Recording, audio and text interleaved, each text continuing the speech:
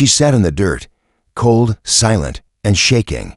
The little alien girl had no name, no family. She ate food scraps from the floor while others laughed and walked past. Some kicked her. Some called her a thing that no one cared. But then he came, a human, tall, quiet, different. He didn't laugh. He didn't walk away. He just stood there, staring. "What's this one?" he asked. The merchant smirked. "That one. She's trash, not even worth feeding."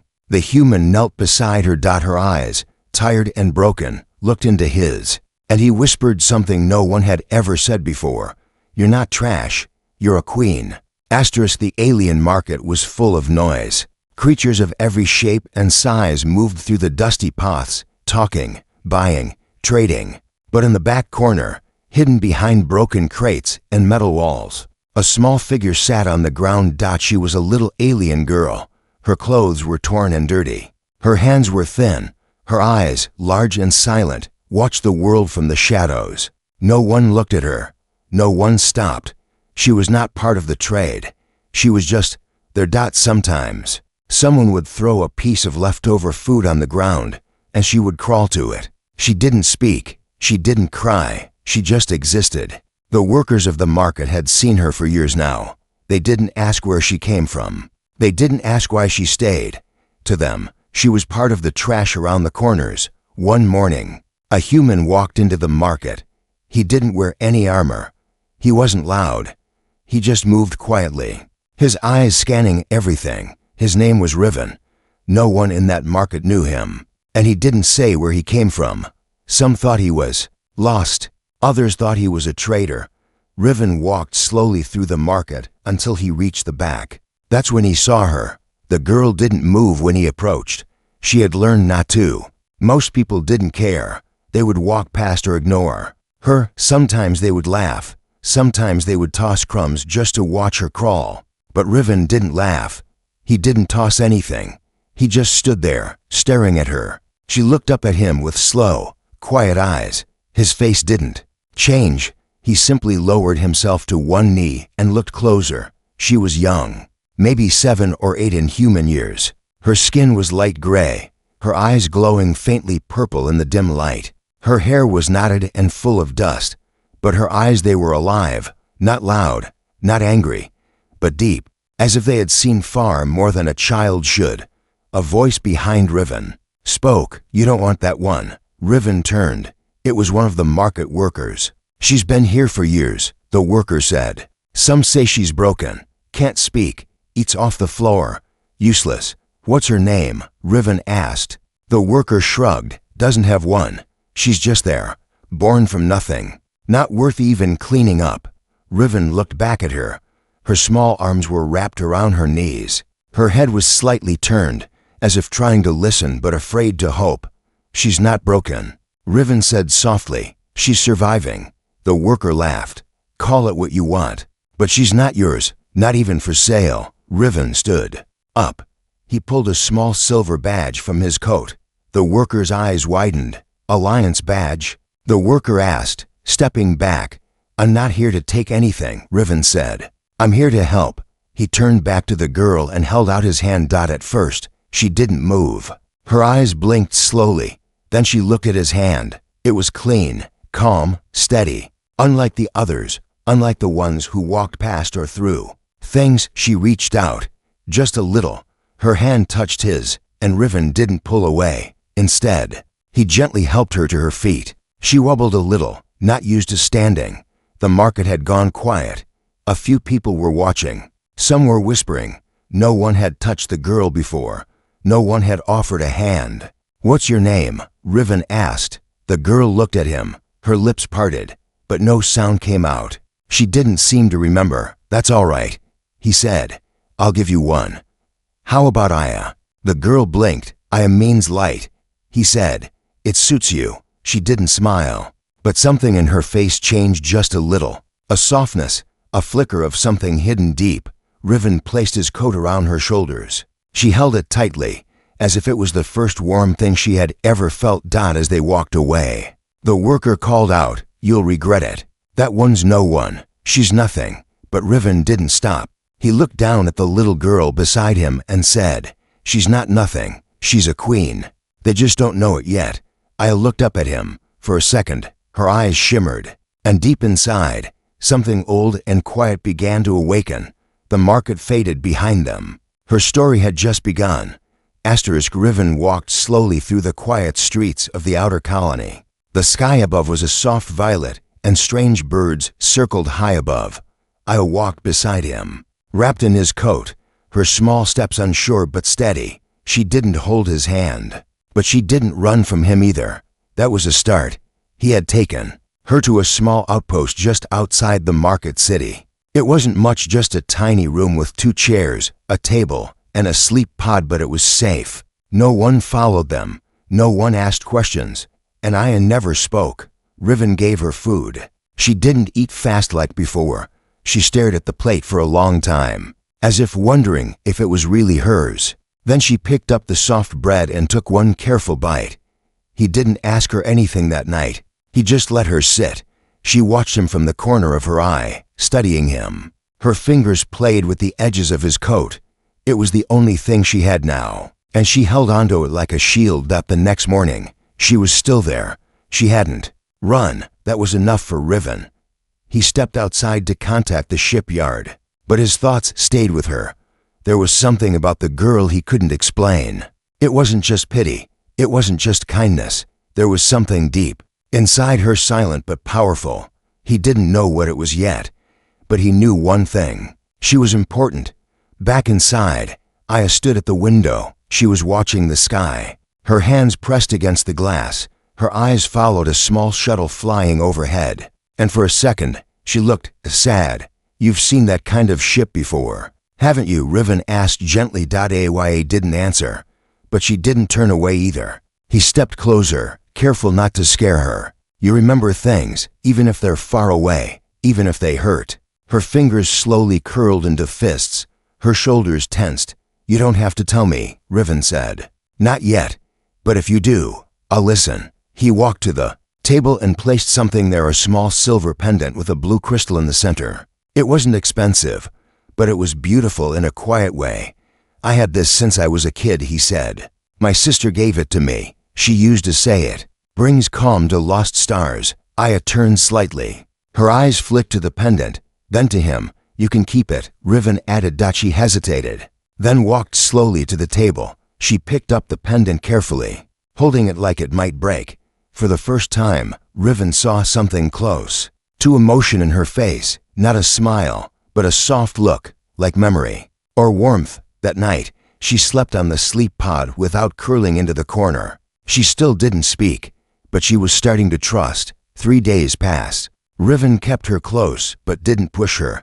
He worked in the outpost during the day, and brought small things for her, books with pictures, simple music, and a hologram that showed stars and planets. Aya liked the stars the most. She would sit for hours watching the hologram spin, her eyes wide and full of thought.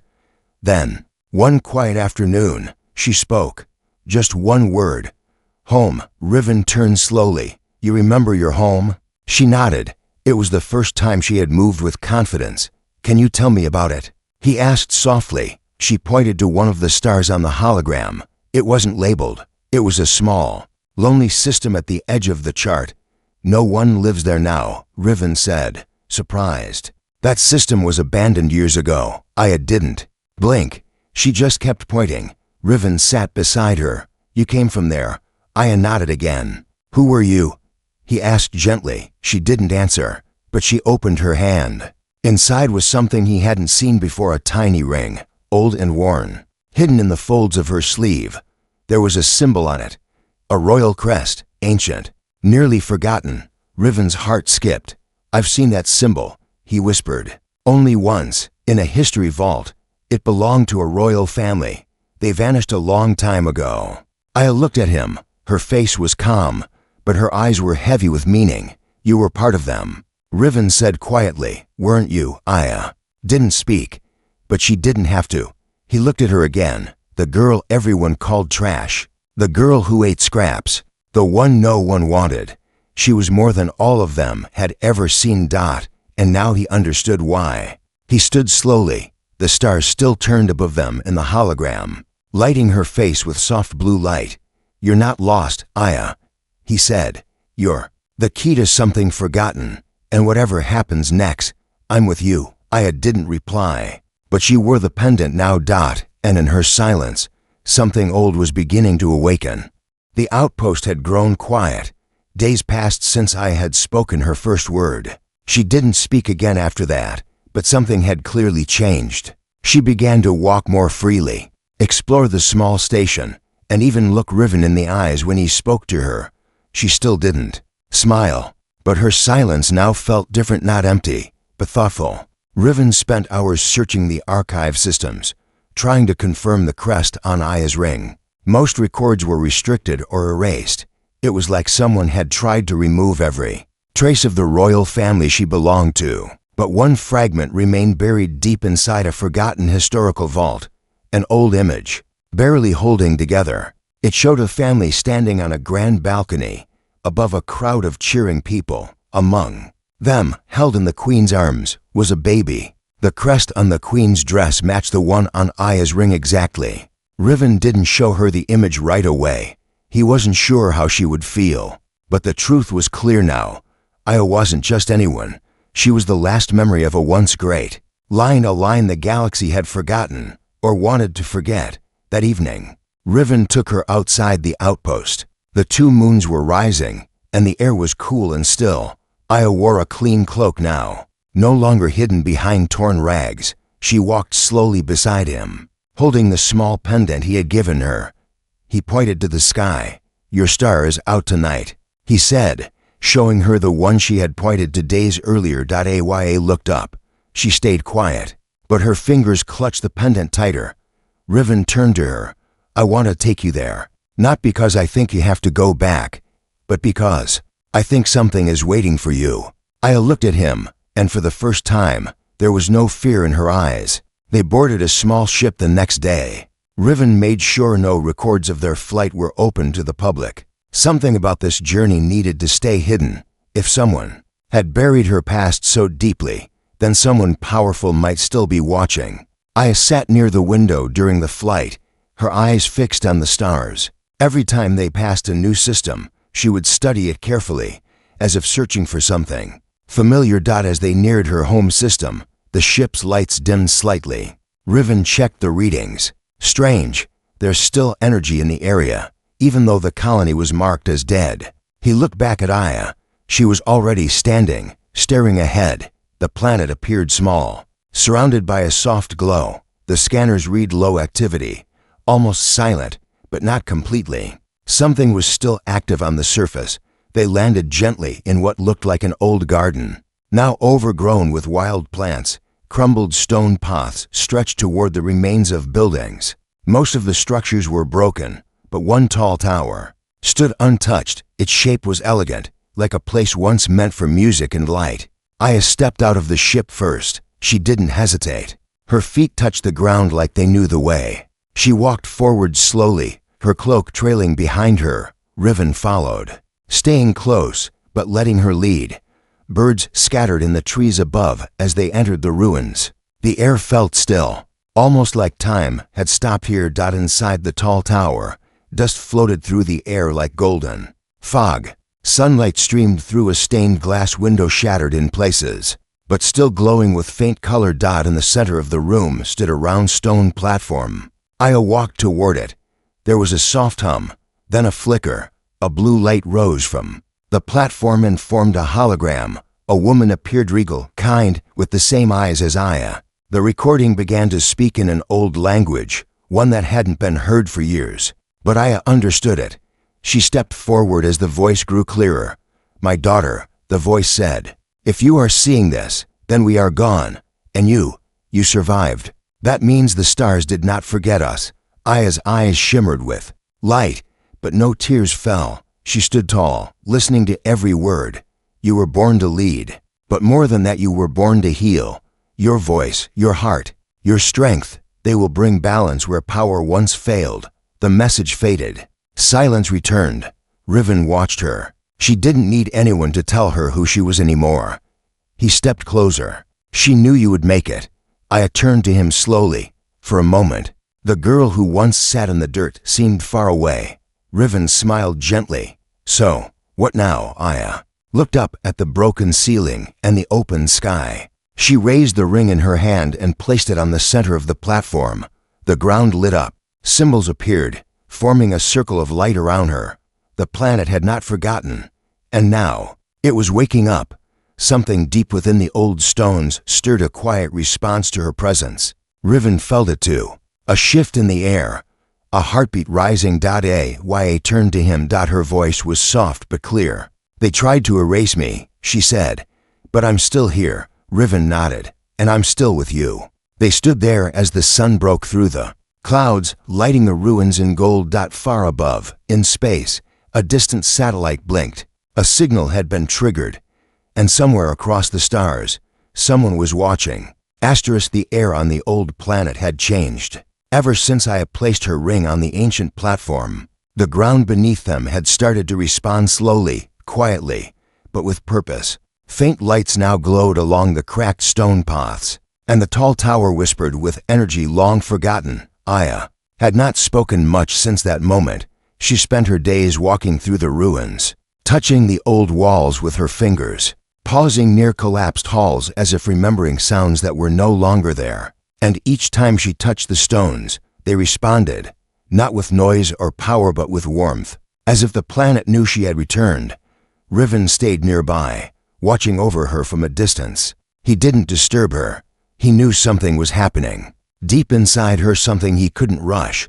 She was no longer just the quiet girl in rags. She was growing into something more. Late one evening, while the stars above were bright and still, Aya sat near a broken statue in the royal courtyard. It had once been a fountain, now dry and covered in vines. Her eyes were locked on the sky, following the same pattern of stars she had memorized as a child. Riven approached slowly, carrying a small box he had found in the lower rooms of the tower. I think this belonged to your mother, he said gently. Aya opened the box and found a thin metallic cloth inside, folded with care. It shimmered slightly even in the moonlight. On the corner, the same royal crest was stitched in silver thread. She used to wear this during ceremonies, Aya whispered, her voice soft and far away. I remember how it caught the light. Riven smiled. She must have been proud of you. Aya looked down. I don't remember her voice, just her face. I don't know if I'll ever remember everything. You don't need to remember everything, Riven said. You only need to remember who you are now. She nodded slowly. The next day, they explored deeper into the underground archives. The air was cool and filled with dust, but the deeper they went, the more the halls began to light up around Aya's presence. Doors that had stayed shut for decades opened when she stepped near them. Inside one room, they found an old map etched into crystal. It showed the full system her people once ruled. Stars, planets, and colonies, some now abandoned, others taken by new powers. Next to the map was a list of names, carved carefully into the wall. Aya ran her fingers along the names. These were the ones who stayed loyal, she said, and the ones who were lost. Suddenly, the light in the room shifted. A faint red glow blinked from the corner. Riven moved closer and wiped off the dust. It was an alert system, silent until now. The panel read, Royal Bloodline detected. Security protocol active. Before Riven could speak, a new part of the wall opened. Inside was a sphere, floating gently in a cradle of metal and light. The sphere began to project an image, this time, of several people seated in a great chamber. They were discussing something, their voices low and serious. Aya stepped forward. She recognized one of them. That's him, she said. He was my father's friend, but he wasn't loyal. In the recording, the man whispered to another figure in the shadows. The words were hard to hear, but Aya's eyes filled with cold understanding. They planned to remove us, she said. They didn't want the crown to pass to a child. Riven watched quietly as the truth began to form. Aya's disappearance hadn't been an accident. It had been planned, carefully, quietly, and with full knowledge of what she was. But why let you live? Riven asked. Aya didn't answer right away.